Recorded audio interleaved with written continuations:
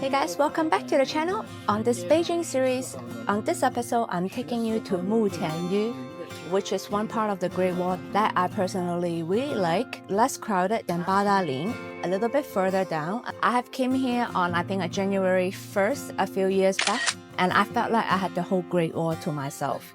You can also get that at Jinshanling, which is a little bit further out, and the one that we went a few days ago. So I see you guys there.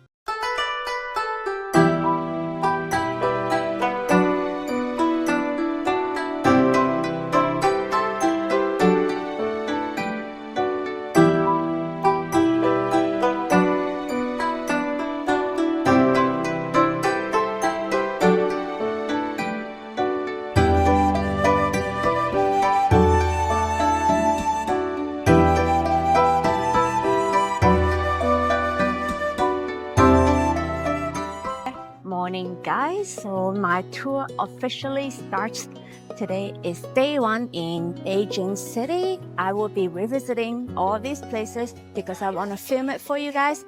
And the first is the one and only Prince Gong's Mansion right behind me. There's so much to tell you about this residence, so let's get in. So first off, this was built in 1776, the same year as the American Revolution. So it was originally built by a man called Ke Xian. So he was the most well-known, the most corrupted man like in Chinese history because his wealth is like more than the revenue of like the whole Qing Dynasty. It can last for the expenses for like 15 years or more. So let's go check out the things that he built.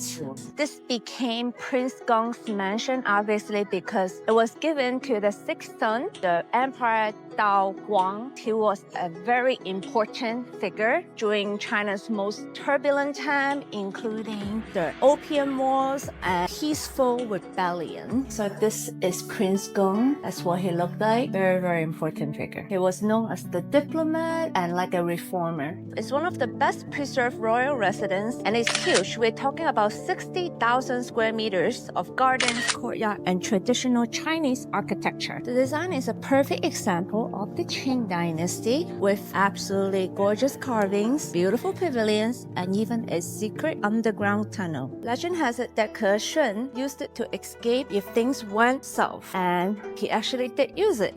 And here's another detail. The mansion is said to have 9,999.5 rooms. So why the half room? Well, in Chinese culture, the number 10,000 symbolizes the empire, and only the Forbidden City could have that many rooms. So Ke Shun, being the sneaky guy that he was, he built just half a room, which is a storage room, to avoid offending the empire. Pretty clever, right? Or people call that you take one visit to this Prince Gong's Mansion, this palace museum. It is half of the Qing Dynasty history, from the peak to the downfall. These details were restored in early 2000. They spent about 20 million to restore it back to its glory. So about the original owner, Ke Shun, he started as a very low-ranking official, and he became the richest man in the Qing Dynasty. So think about it. But most of his wealth, though, came from corruption, and it eventually led to his downfall. And of course, there's an underground tunnel here as well that was to prepare his escape.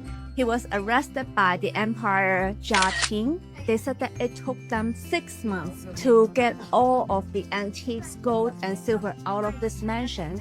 And legend has it that there are still some hidden somewhere because they cannot find it. And right now we are at the wall that separates the garden, the famous garden, and the residence. It is to believe that every single window that you're seeing, of course, they're different shape, right? That's how he was organizing his collectibles. The luxury on a whole other level. I'm not just talking about gold or jewels. I'm talking about wood. It's very, very rare. Namu trees grow very, very, very slowly. They were hard to find. They are naturally resistant to rot and insect. That's why they're perfect for building something that lasts for a century. So, I mean, imagine walking into a room and knowing that the wood all costs a fortune. Next time you're here, take a closer look at this woodwork. It's not just pretty. It actually does have a reflection of gold color. When the sun hits on it, it is absolutely gorgeous. This room actually smells really, really good. Wow.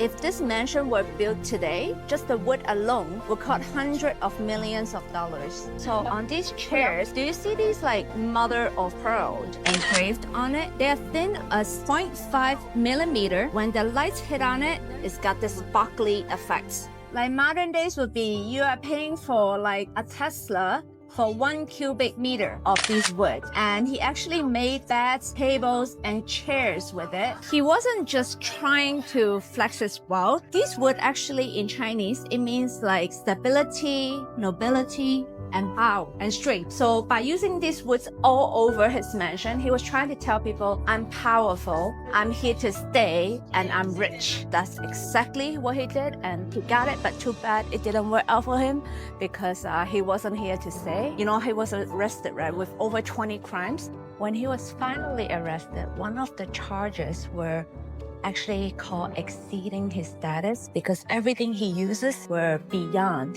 what he should be using, and he was richer than the empire himself, some says. So, you know, the emperors didn't like that, and he was really corrupted. So that was just one of the excuses to arrest him. Now this arc here, guys, it symbolizes the same one as the one in the Yuanmingyuan, which is the other famous sites here in Beijing. Absolutely gorgeous. We're gonna enter the Grand Theater now. It was one of the biggest theater of its time, and right now it is still being used for like Chinese opera and all. It's supposed to be really pretty. It can seat 200 people. We are now inside this garden called Garden of Perfection and Harmony. It is also known as the #1 garden under heaven because it is the most exquisite private garden in the world. It rivals the Imperial Garden. I went to just all the Imperial Gardens. I just finished the last one here at Chengde, which is about 3 hours north of here. If you didn't watch the episode, go back to watch it after this one. I will link it on the top. And now we're gonna see this lake. Whoa, gorgeous, gorgeous, gorgeous.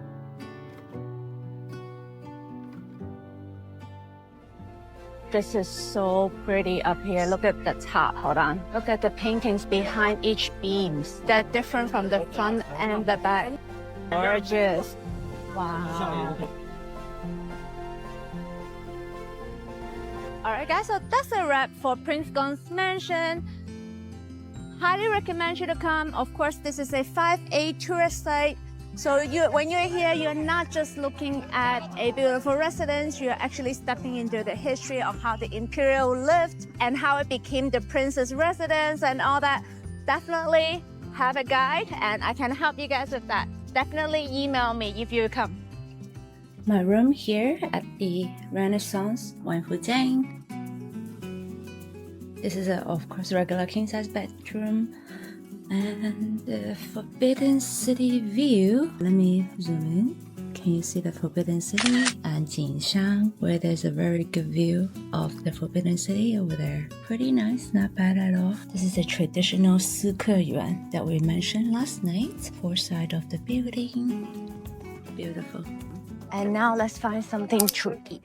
So Beijing is not like the most famous for food, or Beijingese cuisine is not like super famous, I would say. Aside from the Peking duck, that's about it. And lamb soup, because they need to keep themselves warm, right? And of course, there's a noodle, jjiang noodle, that is famous as well. Now on Wuge Temple Street, it was built way back in 1285 from the Qing Dynasty. It used to be home for a temple, of course, called Wuge Temple that used to be here. It was a Buddhist temple, and now it is an area with lots of shops, lots of restaurants, cafes, and a couple of bars. It is about 15 minutes from the Prince Gong's residence if you're gonna be on foot, because the traffic is so bad in Beijing. I don't know if you guys know. I suppose this is a famous place for road cake, so gonna give it a try. I got their signature road cake, a Napoleon pastry, and also a coconut jelly. So I'm gonna enjoy it at my next destination, which is called West Sea. A lot of local goes there. Moments later. Finally, some peace and quiet. My local friend in Beijing told me to go there because of the serene beauty. I guess they are right. This is really where the locals go. Much less crowded. because I heard about it. So that's why I even got the pastry to eat here. Super calm, super beautiful. I will show you the crowded side. I was already there in January, but I'll be there again in a few days as it is really, really popular to go. So we arrived at the Xihai, which means West Lake or West Sea, one of the city's most serene and historic spots. You can see actually the cityscape in the background. Part of the Xihai Lake area. It dates back to the Yuan Dynasty. It was part of the Grand Canal system. It transported goods to the heart of Beijing. And today now you can tell that it's quite peaceful here with willow-lined paths, courtyard homes around the lake. And let me tell you guys, that road cake, so good. So guys, I'm now at Wangfujing Pedestrian Street. So this whole area has changed since the first or second or third time I was here. It has become a very commercial street now. So you would think that you can see fried scorpio everywhere, but you don't get to anymore. But luckily, I was still able to find a place that has it so that you can see it. So here we are. And here we are with the fried scorpio. So they have also grasshopper. Let me know if you're willing to try it, okay? I will be very honest, I had never tried it and I think I never will. This is the pedestrian street now. It's becoming a very comfortable place to walk around. Before, it was much smaller and narrow. The next day. Alright guys, so good morning. This is the van for my first ferry tour. This is for 12 people. Very, very spacious for everyone. Hopefully it will be a great one. Good morning. So on the first day, we're gonna go to the Great Wall of China. The part that we are going to is called Mutianyu. Less people than Badaling. And also you can go up by the cable car and go back down also by the cable car or the toboggan. It's gonna be really fun. 2 hours later. So let's see if you can tell the difference when we get up to the Great Wall. And if you think that the scenery is different or anything, so let me know in the comment below. But definitely highly recommend this part of the Great Wall inside of Badaling because that one is just so crowded. The picture that I have there, I also have it with 10,000 other people around me. Highly recommend this one. So after the parking lot, you will get to a long street of restaurant and souvenir shop and drinks and all of that. We have David here. He's my guide for this trip. So if you guys ever want a tour in Beijing, let me know. I have quite a few guides here and you'll be taken care of. The shuttle was about 5 minutes and now we're gonna get to the cable car station. So we are now going up to this part of the Great Wall by the cable car. This part of the Great Wall was built in the 6th century and most of this were restored in the Ming Dynasty. As you know, it needs an upkeep, with the natural disaster like earthquake and weather and all. Most of the part of the Great Wall is also in a zigzag shape. That was a purpose because of the way they built it. It was to prevent invaders. I would highly recommend you to do this cable car because it saves you a lot of energy from this part to getting to the Tower 14. That's where we're going now. It will save you at least an hour and a half. It will be all included in my tours as this is an extra $20 per person to take the cable car up and the toboggan down, but you can also take the cable car down. All right guys, so do you see the Great Wall behind me? We are now going up. We're in the cable car. It can get quite hot in the summer, but right now the weather is pretty perfect. Not too hot and not cold at all like the other day in Jinsanling. And over there, wow. This section of the Great Wall has 22 watchtowers spread across just about 2.5 kilometers, making it one of the most densely guarded parts of the Great Wall. And unlike the other section, Mutianyu features unique defensive structures like the branch wall, which splits off to reinforce weak points. Of course, this is a 5A site here in China, also a UNESCO World Heritage Site. Just so you have an idea, this is how tall some of the stairs can be, and these are already the normal ones. And finally here. So there's a Chinese saying that until you get to the Great Wall, you are not a man or hero, however you translate it. We call it 不到長城非好漢. That is the saying. And right now in front of us is the watchtower that Bill Clinton took a picture in. We're gonna get to the first watchtower of the day. So of course, be very, very careful. The Great Wall, they are not meant for you to visit as a tourist when they built this. So when you walk, do not take photos. When you take photos, do not walk. last time they measured the Great Wall in 2017, approximately 23,000 kilometers long. So wide, and supposedly it's about 50,000. But of course, many parts of the Great Wall have been damaged or has been bombed during different type of wars, especially during World War II. So many parts of the Great Wall are already not here, as some of them are even underwater. So this is where we are, and that is the platform where the cable car is. Then you can just turn around and go back that way. It's literally like a 5-10 minute thing.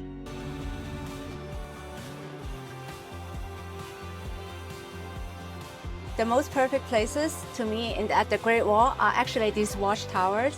During summertime, it is so nice with the breeze. But of course, in the winter, it's very, very cold. And this is the view you can get. Absolutely gorgeous. And of course, all the watchtower are a great place for picture. As we had elderlies that day, so we did not continue to walk. So feel free to walk as long as you like.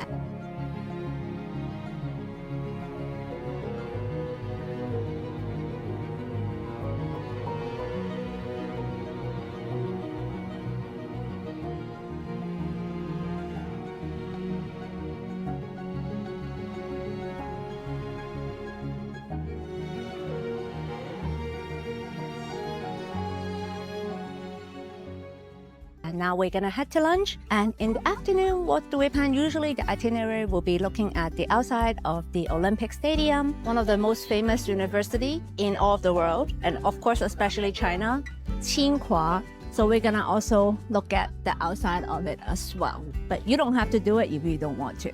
And don't expect the lunches to be like extremely great, as we are up in the mountains. So you will have this street here full of souvenir shop before you leave. So don't worry about not being able to buy something, but make sure you bargain so that, because they already expect you to. So I wanted to let you guys know that my website is now live. It is www.travelwithjanelle.com. You can email me or DM me on my IG. I think it's this side. If you have any question about traveling in Asia in general, especially China, you know that actually now that it is visa free for a lot of the countries now, so a lot of countries are getting this exemption, so which is great. So it is the best time to go to China now because it's so cheap, food is excellent. I mean, even like the best hotel sometimes in a big city is only like $100 US. So of course, if you're gonna go with budget, like budget travel, then it would be like 30 or 40 US dollars. So there's no better time to come to China now. So make sure you ask me any questions that you might have. Of course, the quotation or just like itinerary, basic itinerary is free. So hopefully you guys will enjoy this episode. I don't want to interrupt any further. Yeah. Guys, we are now at the Beijing Olympic Stadium. So when you think of Beijing, you only think of like old structures, right? But now I'm going to show you something actually modern and new. Aside from being in the CBD, this stadium was built for the 2008 Olympic. It was one of the best opening ceremony I've ever watched. If you guys have a chance, go back to look for this opening ceremony because it was so amazing. And it symbolizes strength and elegance. So you tell me now that you're looking at it if you think that it looks like a bird's nest, because from far away it definitely does. Just not far from it, if you can see on the top, that is the water cube. It is known as the Beijing Aquatic Center. Now it is like a water park inside, so it definitely didn't go to waste. And at nighttime, it is really, really pretty. I'm gonna show you guys a picture now. Wow, look at this sunset. Absolutely beautiful. After a long day, of course, it was time for what else? Peking duck. So guys, they are cutting the Peking duck now. Very nice size. We picked a restaurant that has many locations across the city, but do expect some wait, but they do have like online reservation for some rooms, or you can line up also on Dianping. Guys. 照正面 Lots of food, guys. On next week's episode, it will be our grand finale of the Beijing series. We'll be visiting the one and only Tiananmen Square, Temple of Heaven, and of course, the Forbidden Palace. I will see you guys next week. Don't forget to like, comment, and subscribe.